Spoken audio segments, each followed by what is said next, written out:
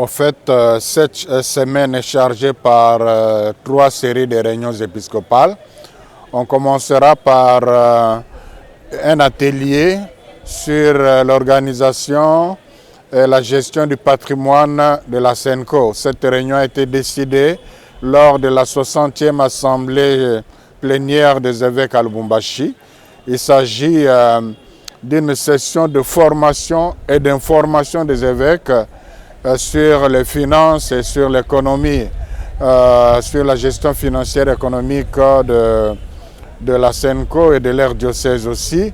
Au niveau de la SENCO, on espère qu'à l'issue de cet atelier, on pourrait avoir une nouvelle structure, un secrétariat épiscopal chargé des affaires économiques ou même un conseil économique qui pourra accompagner les évêques dans la structure centrale de l'Église, dans la gestion du patrimoine de la SENCO. Et là, cet atelier réunit tous les évêques. Ça se tiendra aujourd'hui et demain, tandis que mercredi sera une journée consacrée à l'assemblée plénière extraordinaire, où les évêques vont parler du paysage socio-pastoral.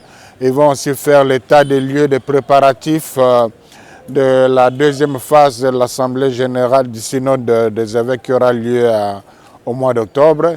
Et en fin de compte, à partir de jeudi jusqu'à samedi, ça sera le comité permanent statutaire qui sera consacré aux finances, particulièrement à l'examen de l'exécution de budget 2023 et à l'examen à l'approbation des prévisions budgétaires de 2024. Au nom des évêques membres de la Conférence épiscopale nationale du Congo, SENCO, et en mon nom personnel, je vous adresse la bienvenue à la session sur l'organisation financière et économique de la SENCO. L'importance de la présente session, qui plus qu'un cadre de formation, se veut plutôt un atelier de réflexion sur l'administration de ce que nous pouvons avoir comme ressources aux fins d'appuyer la mission évangélisatrice de notre Église.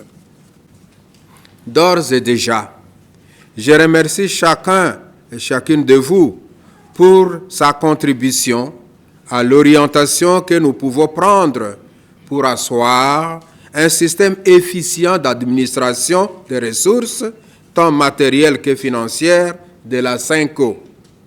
J'adresse également mes remerciements sincères aux intervenants qui vont faciliter notre réflexion par leurs conférences et leurs conseils.